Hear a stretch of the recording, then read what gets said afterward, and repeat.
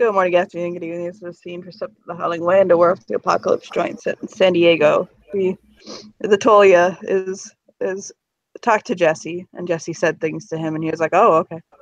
And so he uses Pulse of the Prey to try to find Corey, and then he realizes that it's way fucking overkill. That is not needed, and he just goes poking around looking for her.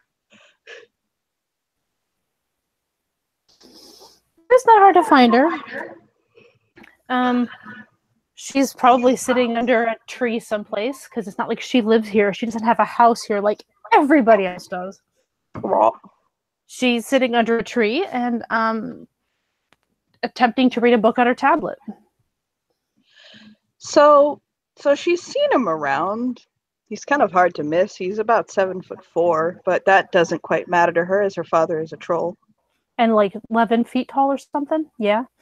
But the fun part is, this is the fun part. She can see like chimerical reality, right?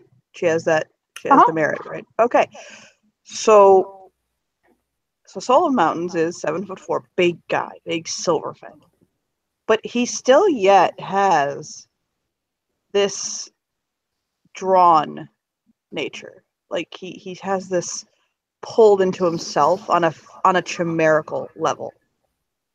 His hair isn't as glossy. It's kind of a matte, and his eyes are very dark, where they're very bright silver in basically immortal eyes. To the chimerical, they have that slight dulled cast. His skin is paler, and he definitely has Slua blood, very strongly. I was going to say, that all sounds very Slua. Yes. She actually doesn't know many Slua, but she would certainly, as I'm told, she is capable of telling one kith from another. Mm-hmm. Essentially, with the essentially changeling lore 1. Mm-hmm. So okay. He even has like a little bit of a softer voice, and he'll kind of look at her, and although he is a legendary Garou, although he's got like the whole fucking, he doesn't seem to kind of care. He's not posturing in front of her or anything. He'll actually if she doesn't know. Yeah, if he doesn't know that if she doesn't know that he's legendary, she's not going to treat him anything special. He'll edge forward into her sphere to where she can acknowledge him. It honestly probably takes a second or two because she was focusing on reading her chem book, and she literally just bought chemistry this last downtime. So, so yeah, she's reading her chem book, and after a second, she realizes that there's a shadow across it, and sort of follows the shadow up at this, kind of, and it goes a little taller than she expected, and she just kind of stares up for a second, kind of squinting as she realizes that this is kind of Fae. And with that, she'll go ahead and get to her feet. She'll like click the little thing on the side so the screen turns off, and stand up. And he'll realize that she is probably the closest in height to him of any female that he's met in a long time, because she's only like a foot and 2 inches shorter than him. About. Yeah, so this is a really tall chick. And she's just like, "Hi." Hello. And you can see that her eyes are just kind of traveling over various chimerical bits. So one thing she does notice about him is he's wearing a tank top. He is tattooed from like the collarbones down. Like everything is tattooed. And he has like lip piercing, like multiple earrings. His tongue is pierced. She notices when he opens his mouth. And his nails are painted black today. It's kind of like that chipped black, like black polish kind of often does. Oh yeah, that's because all the black polishes are super cheap. And his hair. The next thing she notices is that his hair is going all the way down to his ankles. Her first thought is cousin it, but she's not going to say that. I mean, it's funny because we say that. Well, she might say it, but she's not saying it right this minute. So he'll give her a shy smile, like kind of a soft smile. Hello.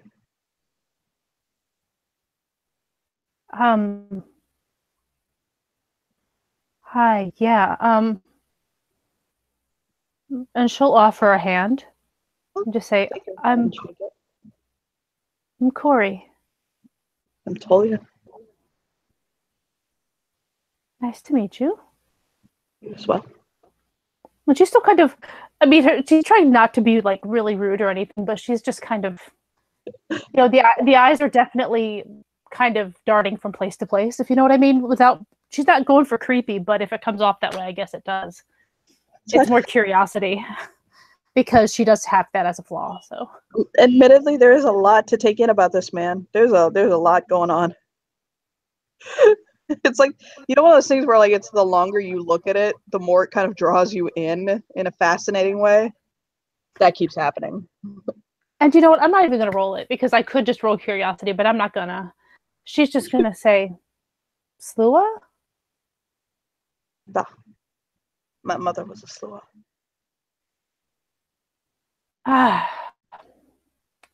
So you're like me a little bit. Mm-hmm. That's actually why I came to find you. People with Fae blood gotta know each other?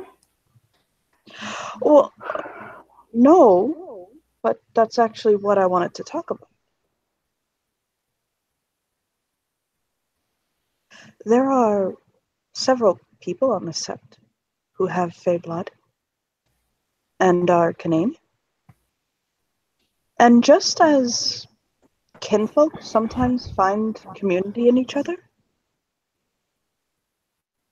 I was sort of interested in maybe seeing if the other Canaan would like to maybe, we'll just kind of gently shrug,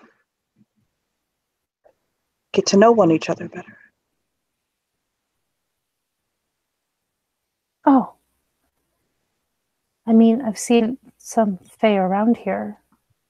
A couple of them. I guess I hadn't run into anybody else, any other Canaan. Apparently, except you. I know that I don't know how open some of them are with their blood, so I don't want to name them. One I know that wouldn't mind being named. Two, their brothers, is Johann and Emery.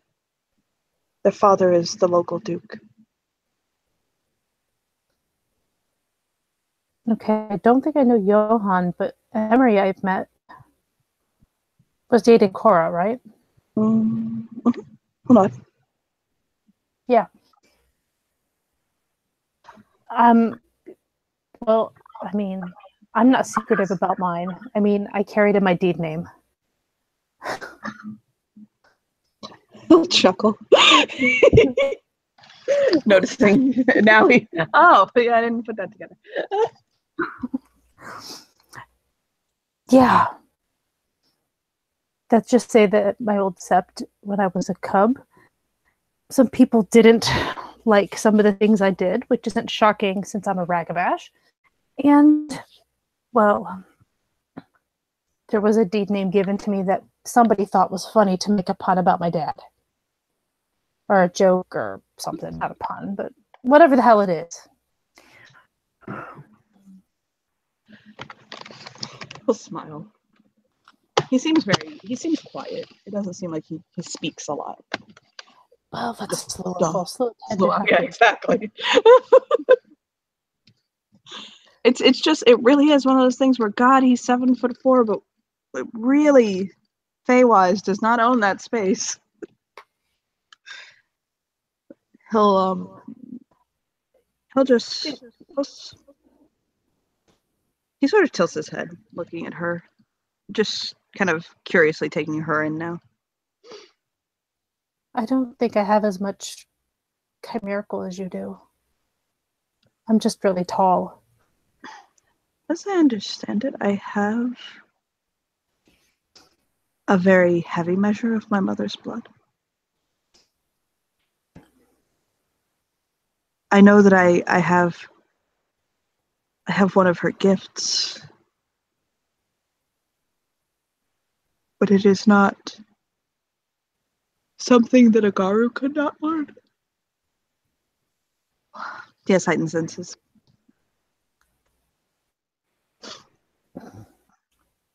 She nods.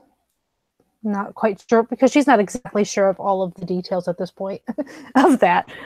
But yeah, she just nods and, oh, okay. I'm just really tall. Like, I'm the tallest girl I know. There's something very ironic about my family. I don't know what causes it. All of the men in my family are very tall, over 6 feet. But all of the women in my family are very short, under 5'5". I mean, weirdly enough, as I understand it, pretty much all the women in my family are short too, except for those of us who came from my dad. Huh. At least me. I'm not sure how tall my sister's going to be yet. Is she very young? She's young enough she could still grow more. Ah. Oh, see, I can't remember her age. She's only 16. There it is. Ah, okay. Now she's got a few more years left to grow.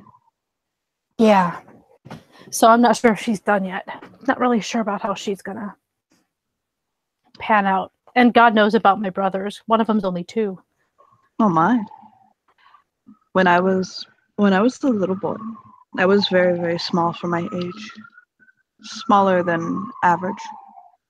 And then one day, when I was in, he'll put his finger to his lip thinking, towards the end of grade 7, I just shake his head. Within a month, I grew, he'll kind of like make like 5 feet tall. Hot like hand. Mm-hmm. And then I just kept growing. I stopped here when I was in my early 20s. I suppose technically I could still grow more. I mean, I'm only 18. But I'm kind of hoping I'm done.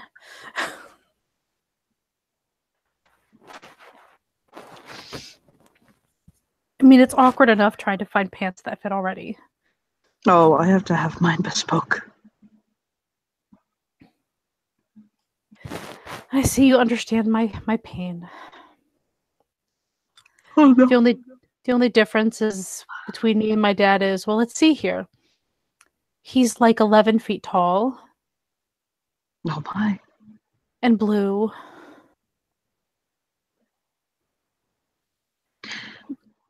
You don't seem very blue. No, I don't. Probably because I have my mother and me too. Was your mother mortal? No, she's a Black Fury. Athro, Galliard. My mother was the Scylla. My father, Silverfang, was. You've passed on. I'm sorry.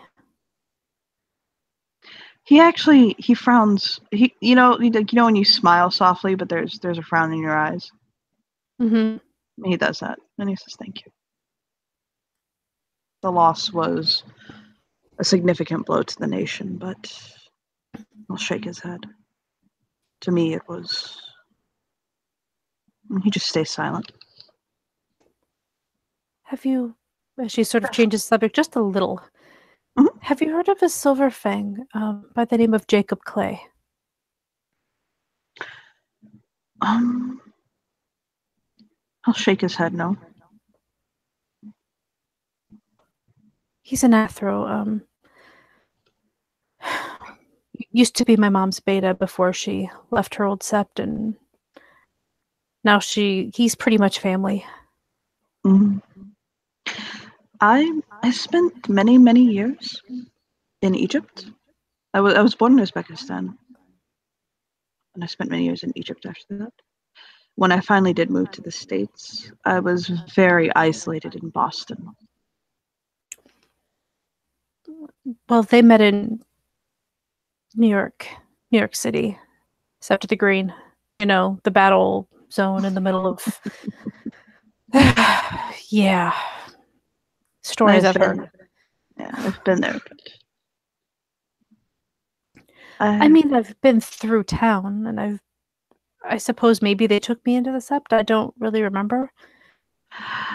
I actually haven't been to that Sept since September 11th, actually.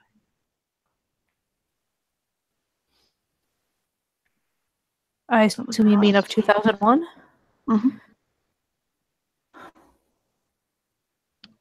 My pack and I, we were in...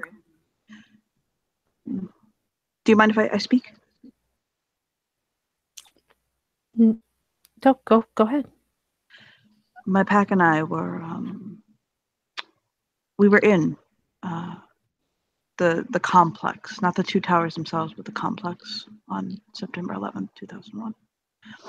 And there's a Sept that used to be in the South Tower, the Sept of World Commerce. We were doing business with the Sept. We were there to arrange something between two Septs. And that morning, the the Aaron of my pack, Fjalar, Ageta Fenris, had been making a racket about how he needed to find a foundry to fix his axe. And I just... he needed a foundry. He had to find a foundry. And then suddenly we were just engulfed in heat like I had never felt. And, well, you know what happened. We went out to the courtyard. There was this massive Nexus crawler. And my pack, they took it on while I went up to the Sept itself in the South Tower. And I managed to help them open their moon bridge. And they escaped to Sept of the Green. That's where they went. I was in the South Tower when it was hit, actually. The only thing that saved my life is that I remembered I had a store of Gnosis, because I wiped my Gaian energies from that. I was prepared. But I remembered in my bag I had a store of Gnosis, and I called upon it and managed to take a very short moon bridge to the Sept of the Green. And that's the last time I went there. That sounds like a kind of terrible connection in your head. It's probably why it's the last time I went there. But that is what rose me to being an elder among our people. There's a blink, blink, blink, blink at the word elder. But she doesn't submit, as she probably should, because if he hasn't asked for it yet, he probably doesn't care. No. This is the logic in her head, and she doesn't like submitting. So he doesn't mind. Well, I mean, you know, if you're going to be a prick, you'll be a prick right from the beginning. Right. So, but there is that moment of recognition. I'll smile softly. Do you mind if I sit down? Oh, yeah. I mean, I don't own this spot or this tree. He'll fold his legs under him and sit cross-legged. She'll kind of, you know, reach over to grab her tablet so she doesn't sit down on it by accident and join him. Just grab it and sort of sit it next to her. She also has like a bag, you know, like which probably holds like a laptop in it. He's got a black leather and canvas messenger bag hanging off his shoulder. And he'll kind of take it off and put it down on the ground next to him. I didn't grow up in the Sept of the Green. It's just where my mom and Jacob met. I was born at the Sept of the Sentinel. Well, yeah, I guess they're as close as it makes sense, really. But I just find it so weird to see changelings around here inside. Like, my dad has never once gone into the Sept, ever. I have found it curious too. It doesn't concern me, but it is curious. I thought that only happened in Fianna Sept. I didn't even know it happened there. Probably because, Mm-hmm. well, Sept of the Sentinel was technically a Get Sept until my Uncle Bill took Mudden being the alpha there. But there's still a ton of Get there. So it might as well be a Get Sept, if you know what I mean. No, I hear you. He's a child of Gaia. And my mom's the beta, so the beta there. I just came off of a Shadow Lord Sept, air quote, before here. That's where I was holed up in Boston for a while after my father passed away. My father was considered the greatest Rite Master of the nation. And when he passed away and people realized that I had all of his knowledges and that that now I was the one who bared that torch, he shakes his head. I mean, do you have other duties you have to do? I had to sort through which rituals needed to be passed on to general students and tutelage, and which ones would need to be passed on to select individuals. And I needed to do it with my mind clear. And at the time following my father's death, my mind was not clear. He raised me by himself. It was just us for so long. And although I had moved on, grown, married, had children of my own, there was still this part of the world where it was he and I. And then when it was just I felt so lost. And so I was afraid that someone might try to manipulate me for the knowledges he had. Some of the rights that he knew and passed on to me have been lost to the nation. Otherwise,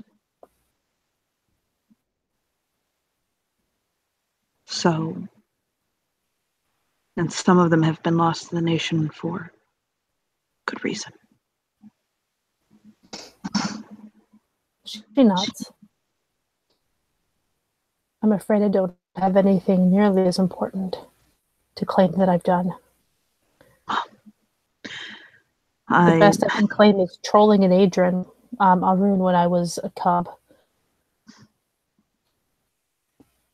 I certainly wasn't this when I was a Cleith.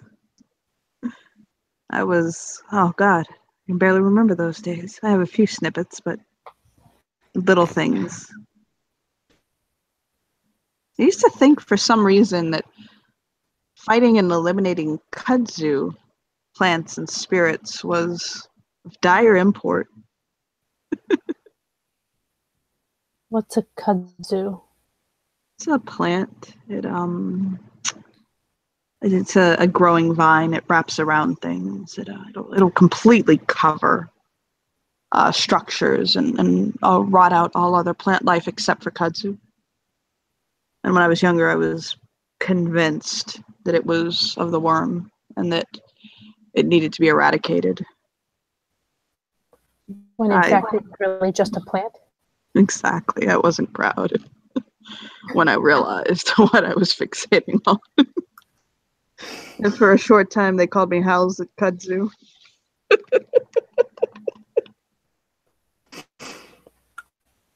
That does seem to be a little bit connected to Shameless Troll. Well, nod. Difference is that I'm a glasswalker.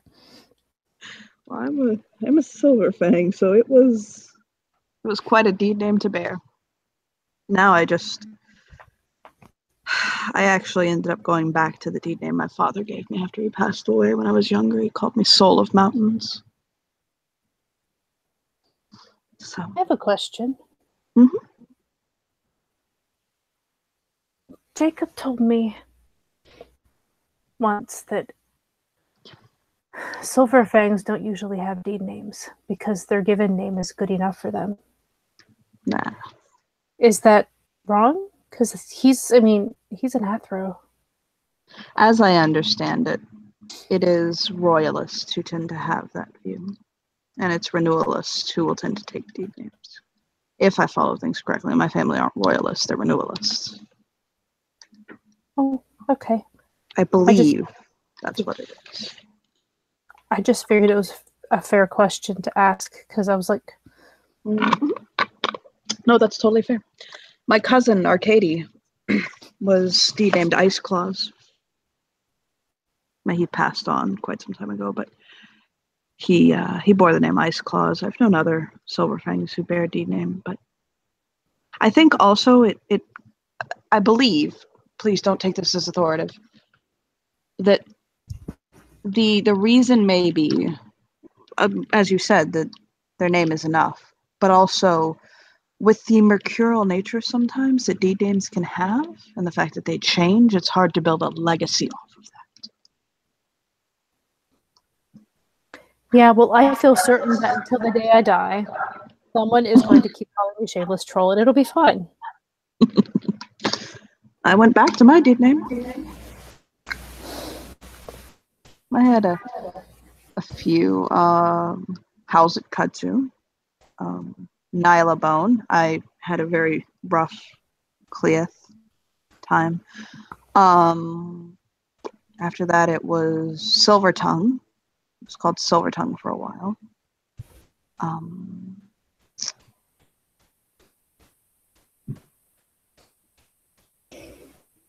Speaks with Honor. I held that deed name for a while. Writes the Past. Writes the Past was one. And then I just went back to Solar Mountains. There are so many interesting deed names out there. Well, I'm a Galliard, so I've given quite a few. I think the most recent one I gave was... The most recent one I gave was to a Bone Gnar, and it was Bacon Bits because he keeps tearing up corrupt cops. But I'm gonna furrow his brow. Okay, that's kind of creative. Look, grin. Look, a little proud grin. Thank you. Hey, I mean, this is coming from the daughter of a Galliard. I mean, I'm no Galliard, but she is. She once gave the deed name, and it's the one that my Uncle Will still goes by, Wild's Mixed Blessing. Oh my. The grab bag that is. I like that. He was once wild tainted, wild touched. I think it's wild touched is the right word. He was once very deeply wild touched, and apparently there is an adventure to get that taken care of.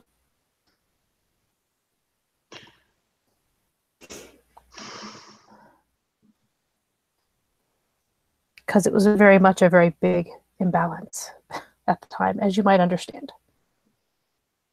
Hell no. I went to Flux one time.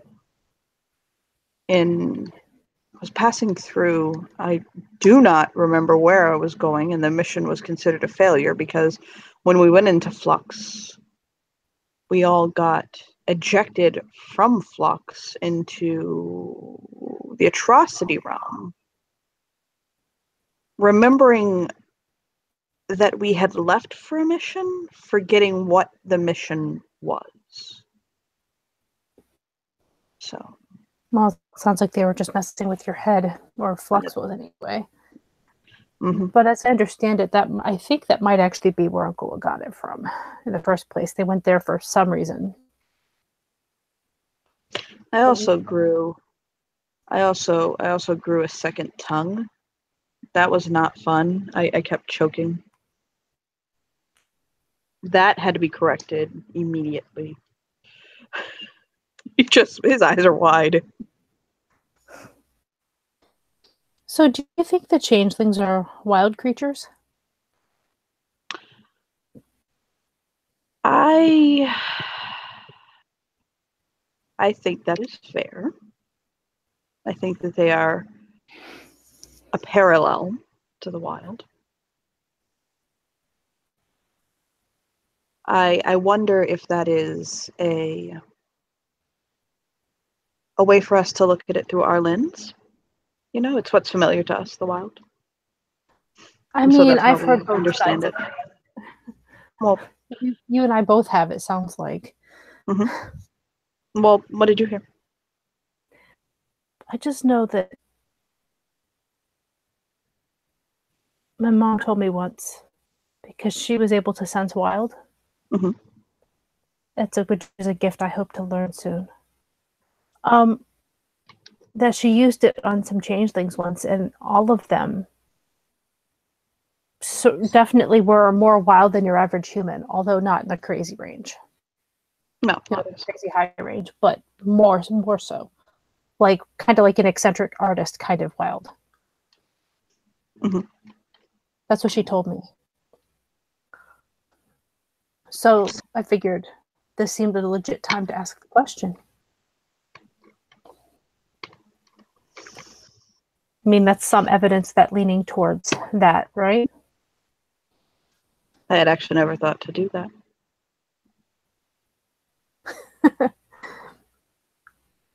The women in my family tend to be rather curious about things.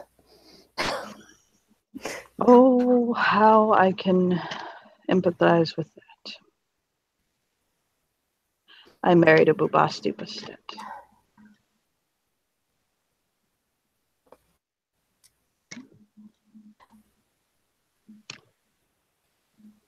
I assume it was not like within 3 days of meeting this Bubasti?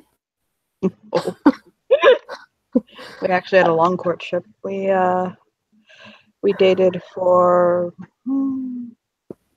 about 7 months, 7-8 months, and then I asked her to marry me.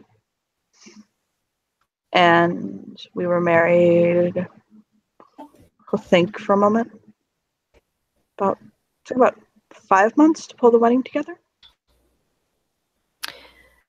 I mean, it's short, but it's at least reasonable time period. Sorry, well, I'm seeing a whole lot of really short time periods just as I watch people get together and break up and get in, and then they get with someone else, and then they're with 3 more people at the same time, and it's just very confusing around here. No, trust me, I understand. I am married. I did remarry, but my wife passed on. But I remarried. But it was to someone who we had been close and growing closer. We didn't so much date as we had both already been married.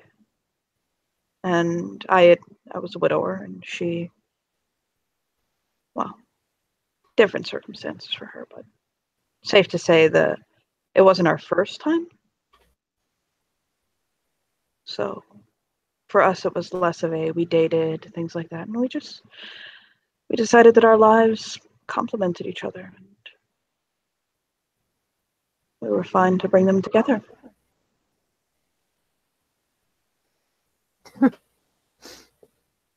My dad would be so proud of that story. Very practical, huh? No, I mean, he can't be that practical. He married a furry.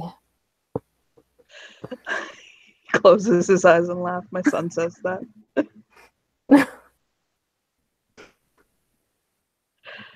But no, I married. I believe you know my wife. She's Dazzles Young. No, I don't think so. Oh, she's very popular around the sept. She has really crazy, bright, curly hair. She's short, not terribly short, but well, no. He'll point between the both of them. Fucking giant. She's short, tiny. Okay, my mom is a foot shorter than me. Like that kind of short. That kind of short. Loud. She's quite loud, but in a good way, not in like that annoying, aggravating way. She's a very strong woman. Sounds like a fury. She was a child of Gaia, actually. I believe. I think she still is. The confusion is because I believe that she wishes to undergo the rite of severance and remove herself from the children of Daya. She used to be a He'll shake his head. He doesn't quite know. Like, she looks really confused at this whole monologue for like the last 30 seconds. He does too. That's why he's like, and he shakes his head.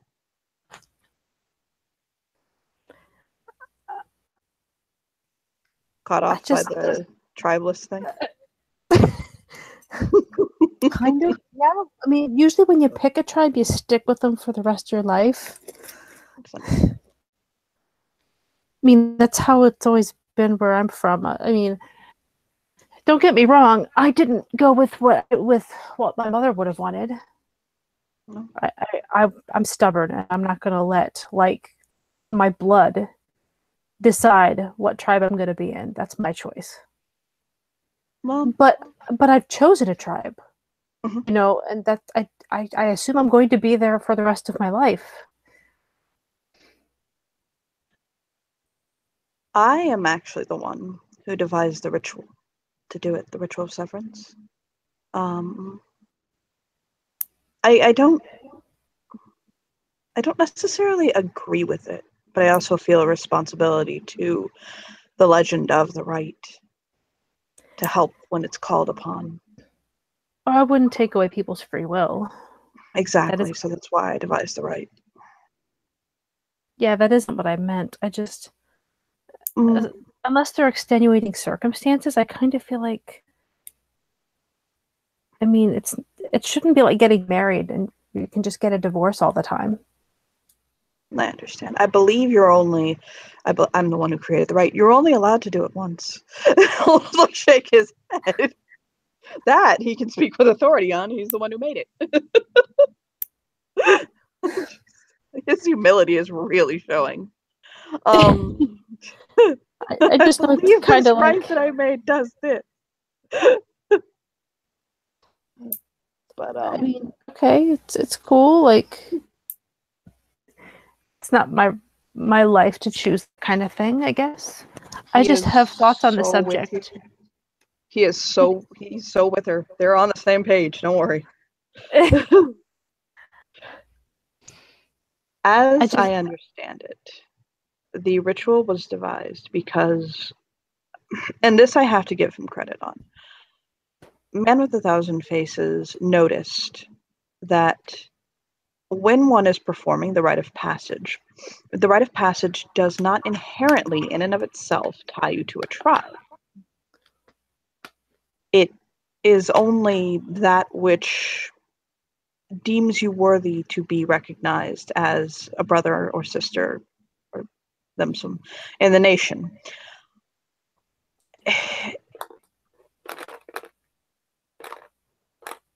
That was what opened the doorway to the tribeless and those wishing not to take tribe upon the rite of passage opening up. When that happened, there were, first off, at about that time, the Warders of the Lost began to rise. I'm still a little... He'll kind of hand out half-half. Like, he doesn't quite understand it, but he's not knocking it thing. Mm-hmm. That was about the time that the Warders of the Lost began to rise and gain momentum.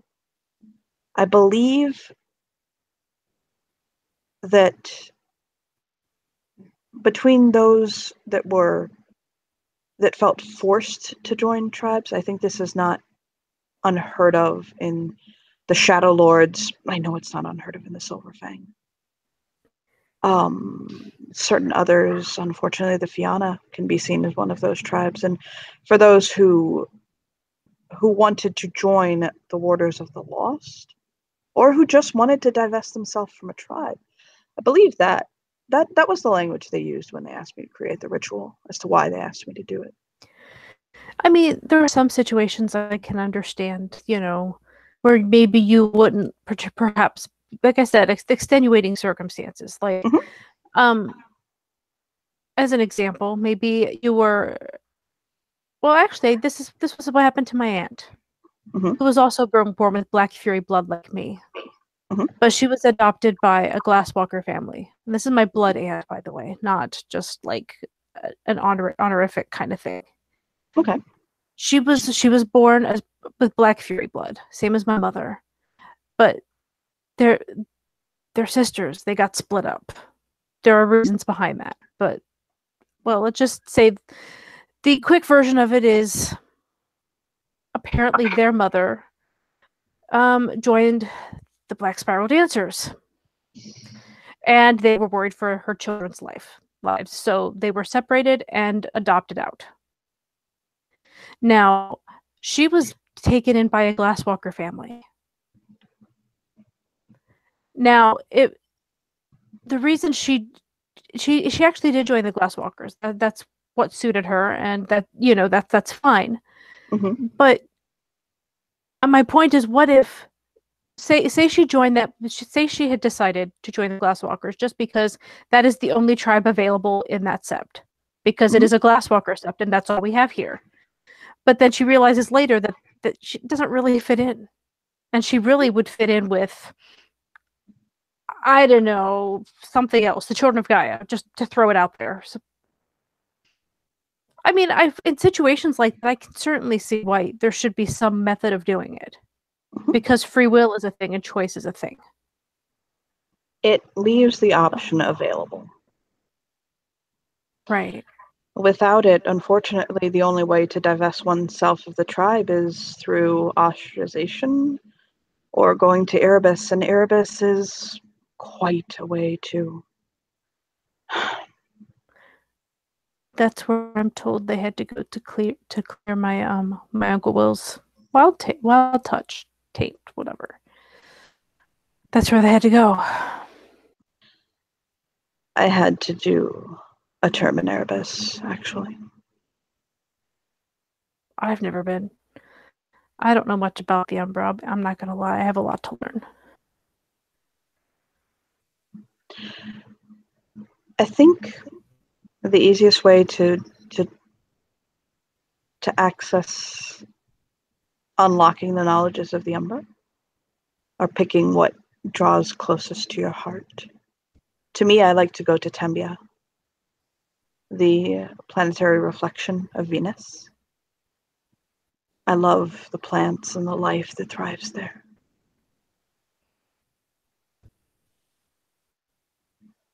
I have no idea what that would be. I mean, come on. I'm a Glasswalker. Like, half the time you're lucky to get us into the Umbra. Well, perhaps you would be interested in traversing the Umbra in the cities.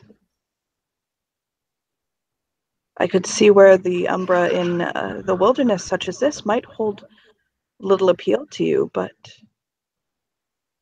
in the heart... Look at the Weaver spiders? I mean...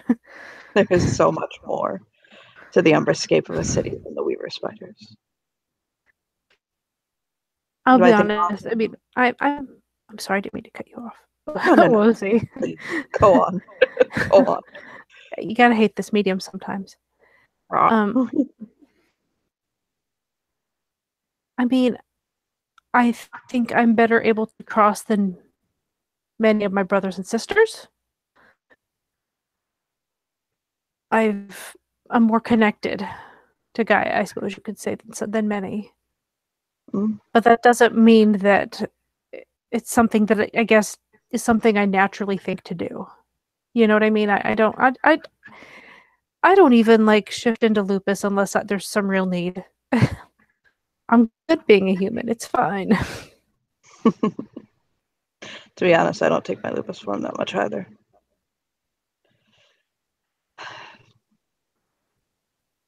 But I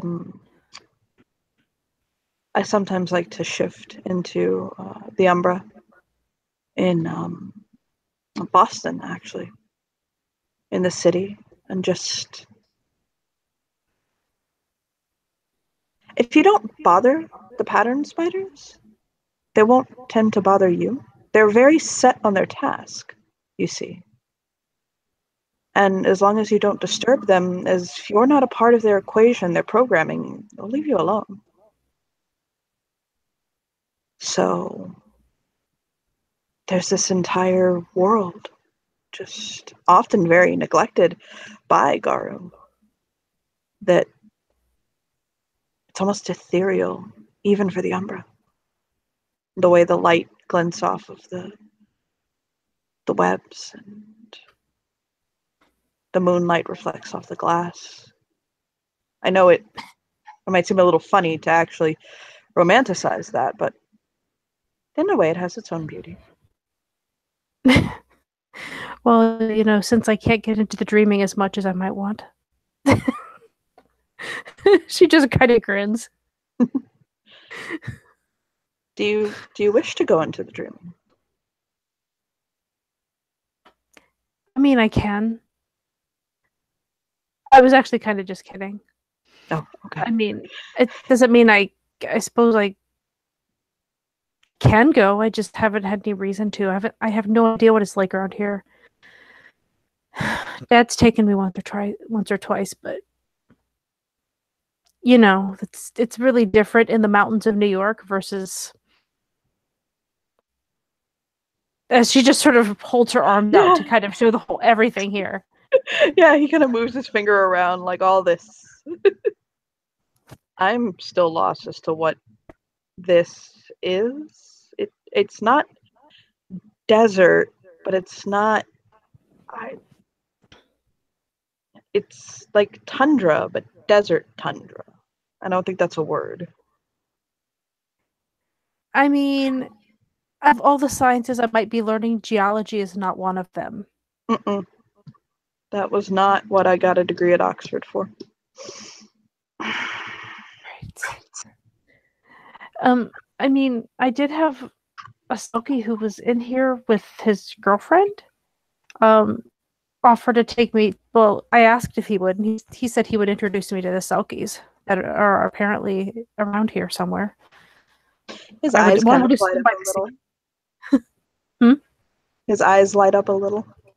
Like, ooh, Selkies. Yeah, I've barely ever seen them. I'm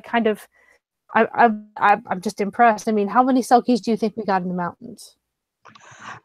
He'll shake his head. Not that many. Oh, my son, he met my son.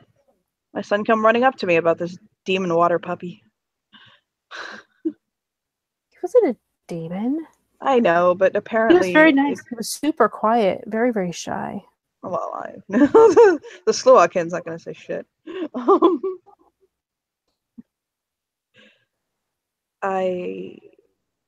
Yes, you're talking about Ron. Yeah. That was the name he gave.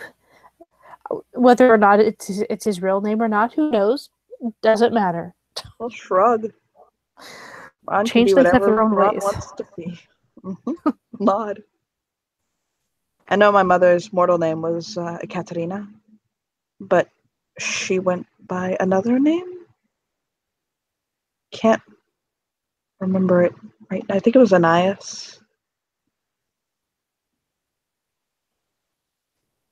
My She dad was is. a ballet dancer. Oh. That's kind of cool. My dad's a cop.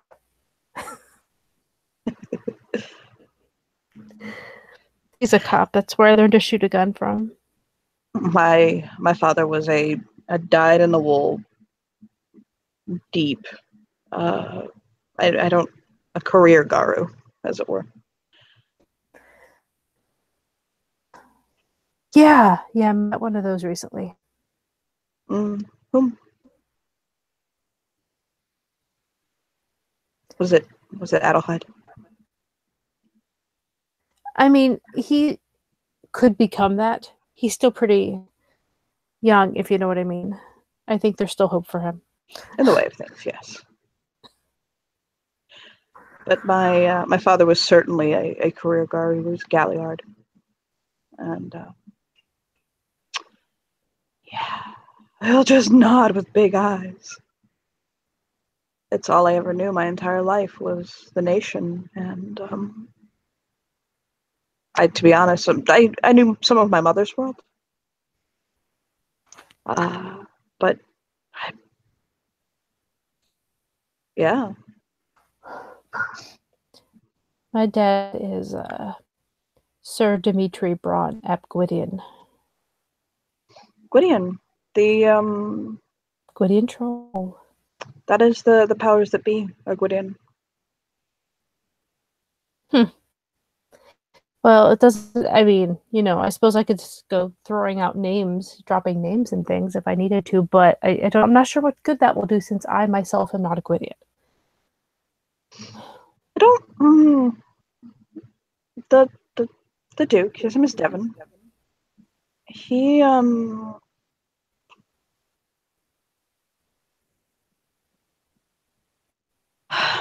it, when someone is very formidable and they command respect, and yet they still have an air of innocence about them. Not innocence, but that serenity, that they're not jaded.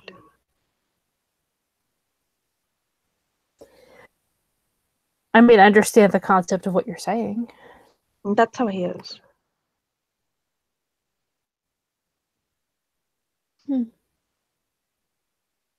He's a she?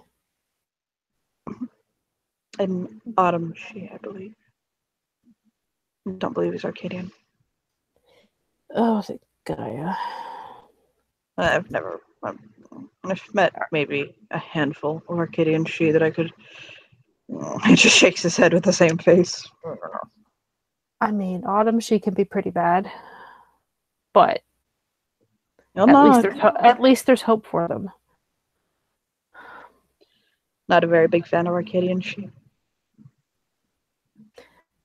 I mean, is there a reason we should be? I think that you and I are both probably working on the foundation of we wouldn't want to completely. I'm trying to add again the word denigrate an entire people for something like that. But it's a very solid foundation to build this house on. Yeah. They really don't get it, and they kind of don't care. The disconnection from reality is real. My dad's best friend is an autumn she, and he had enough issues with that. Like, don't get me wrong, like, it was wonderful the fact that he would just kind of drop in and kind of just give us the most expensive gifts humanly possible. Oh God.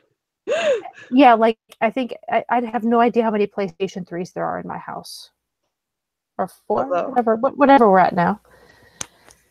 I mean, it's lovely to have these things around the house, sure, but do you realize he basically stood there with a stick up his ass the whole time and kind of looked at us like he wasn't quite sure what to do with a bunch of kids? Oh no. But all he had to do was take us outside and throw a ball or something, I will admit I am guilty of being a shameless gift giver. I mean, he tried. He didn't very often. What is this for? Why are you giving me this, Papa? I thought you'd like it. Have it. It's terrible. I mean, like I said, I mean, we didn't mind the gifts. It's just, look at kids. Kids don't really need more than 1 or 2 per household. For every game, I have a PlayStation. I don't have to open the covers. That's kind of the way it was, I think. And I watched Dad try to talk him out of it, and he was just like, no, this is what I'm doing, and you can't stop me. And I'm sitting there going, we're just watching this like, cool. All right, can you go away now so we can play on them? Because you're no fun. He's a baron. Oh my. My mother was a lady. Yeah. She danced with the grace of a feather on a spring wind. She was beautiful. Young, too, when she passed. I was only 3. Her and my father,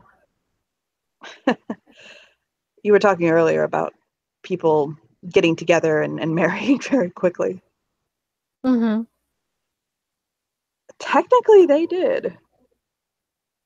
But after he searched for her for 10 years.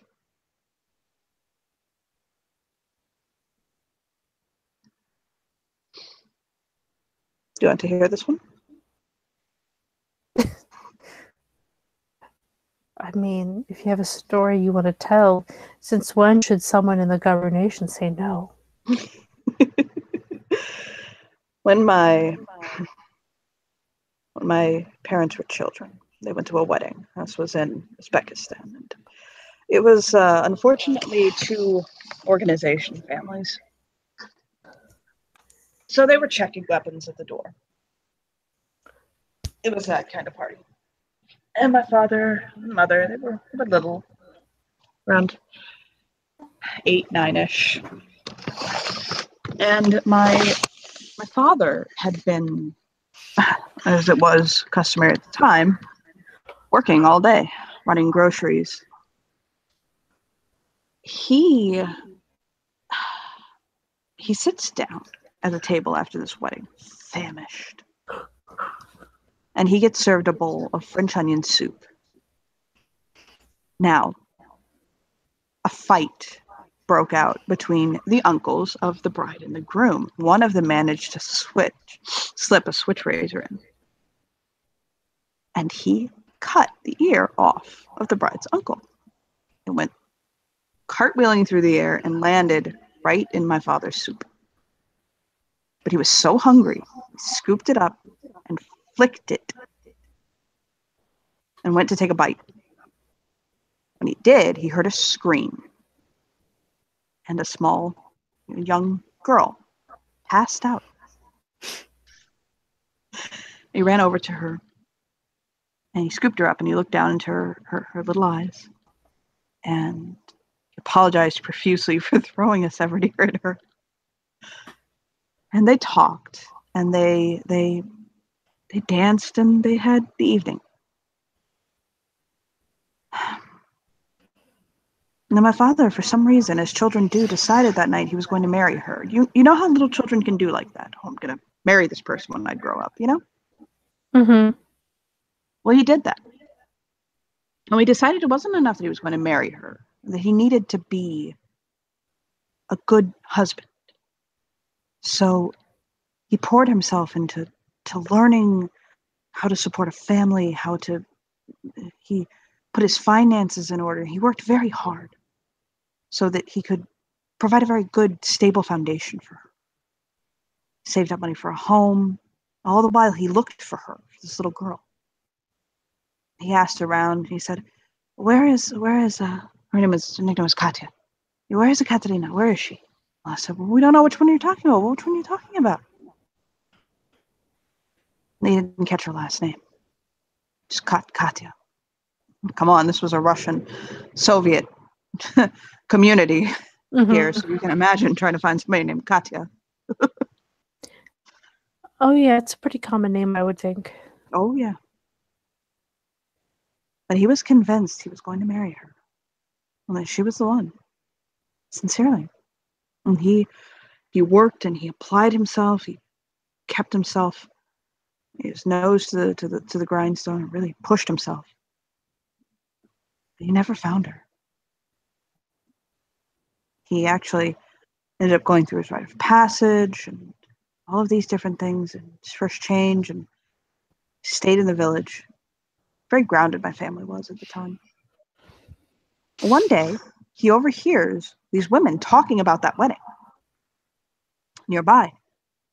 And they mentioned the little girl. And they said her last name.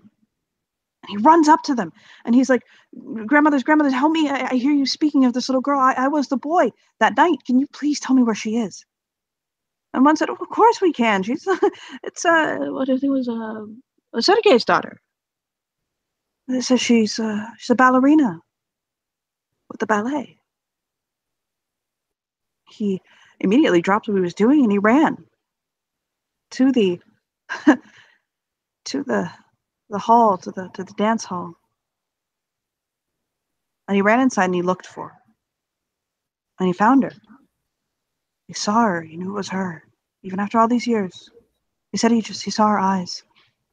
He knew it was her. And he said to her, "My name is Nikolai Petrova. And I fell in love with you 10 years ago. And I know this is crazy, but I have worked every day of my life to build a life for you. Please, I know this is sudden, but will you marry me? I promise you I will give you everything you deserve. It will never be as much as I could give. I will try." She looked at him and you know what she said? "You crazy boy, that's Katya over there."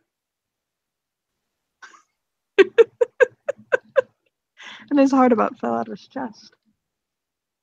And then she laughed, and she opened her arms to him. And as romantic tales often go, she said that she was Katya, it was her, and she thought about him just as much. And she remembered the warmth in his arms, even as a child, and his laugh, and how she knew. And she had been looking for him too. And they engaged that day, but it was a long engagement. A year later, they got married. And then a year after that, I was born. I'll smile, that being the end of his tale.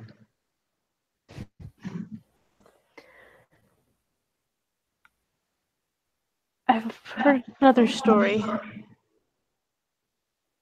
about a meeting kind of thing, and then I mean, I'm no Galliard, but I can give you the quick version of what I've heard. It's about a family member of mine. Mm-hmm. Another aunt. I have a lot of aunts. I see that we're blessed. Well, kind of. It's a very long story, but my grandfather on my mother's side had 3 children, all of whom bred true. One of them died before my mom ever met her.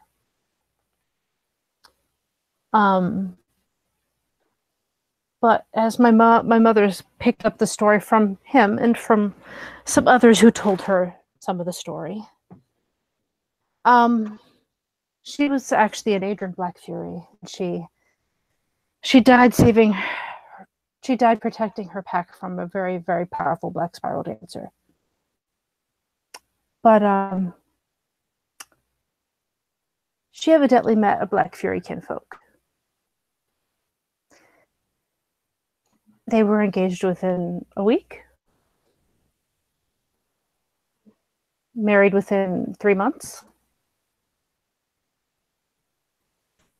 And from what I hear happened with him is that he actually was trying to sneak silver, like silver bullets, that he didn't have permission to have. And eventually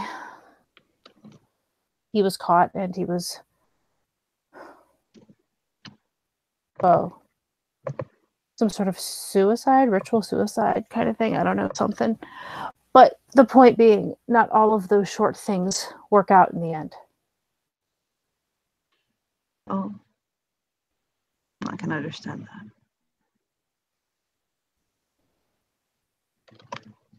that.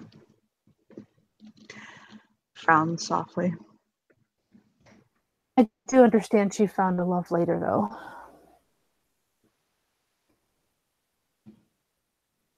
She found someone who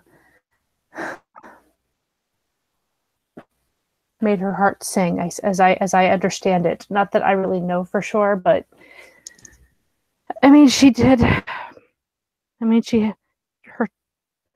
her children are still alive.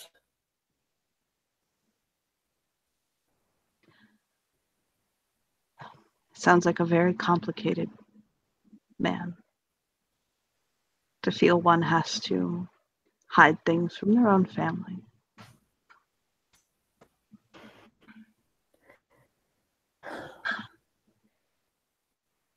As far as she's like, I suppose so. I don't even know his name. I just know the story. And what my mother's managed to piece together when she got there, what, a year later to the Sept of the Green? Well, I can tell you one of the saddest things that can happen is when one knows your tales, but not your name. And he smiles softly. I feel that my mother was probably a lot more focused on her sister, her half-sister really, than probably on an ex-husband of hers, you know? He'll nod.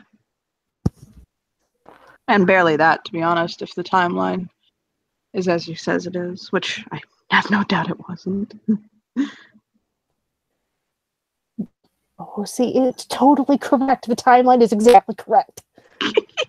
It is. I watched the whole damn thing the other day. I marathoned it. Yes, he'll shake his head and smile. On the other hand, I mean,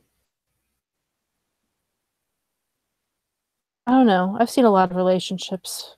I mean, I've watched my mother. They've been married for 20 years. I was married for over 20 years. I'm not as young as I look.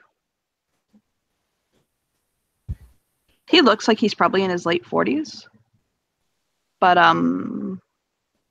he's older than that.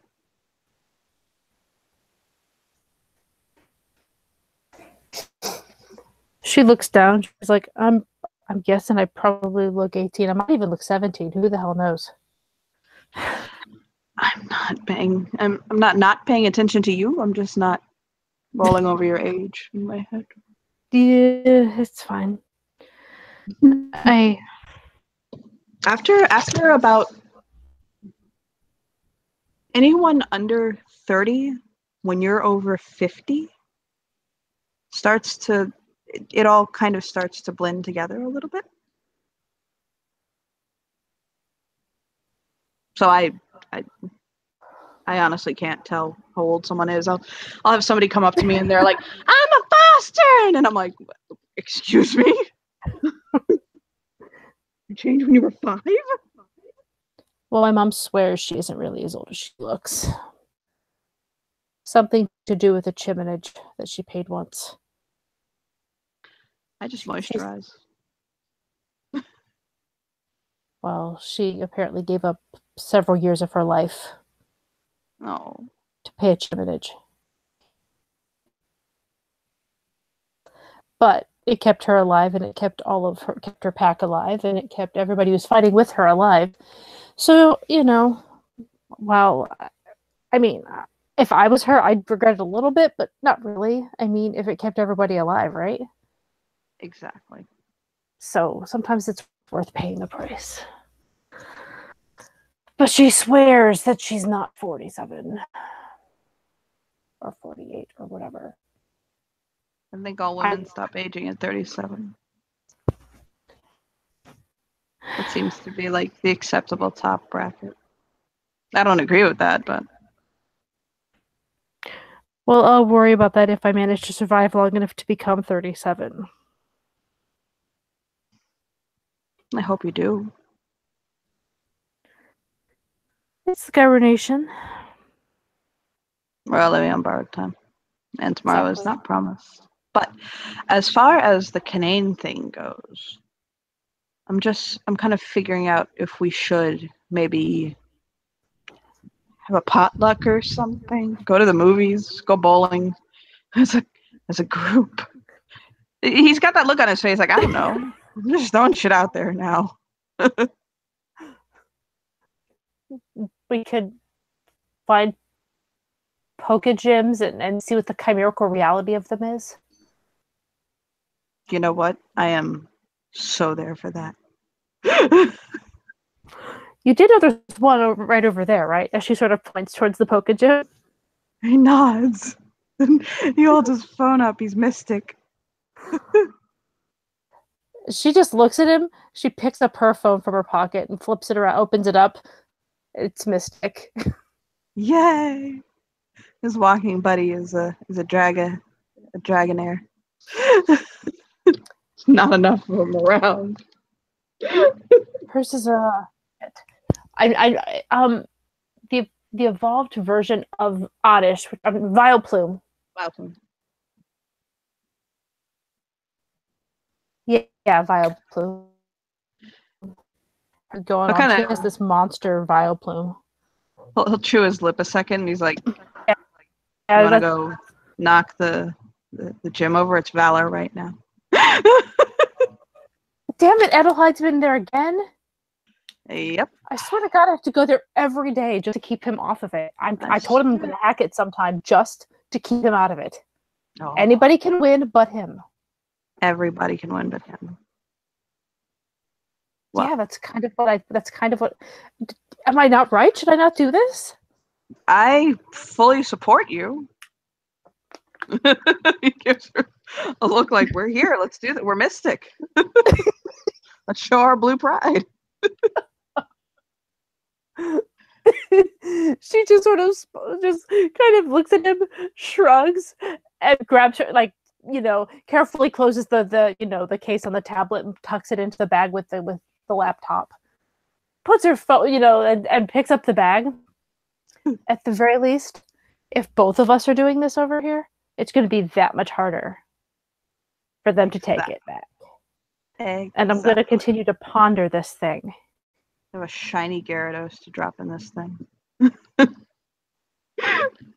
Well, so they will. Does shiny mean it has a chimerical reality? His eyes go huge. They're about to find out, and with that, we can end our scene. Thank you, players, for playing. Thank you, watchers, for watching. Bye.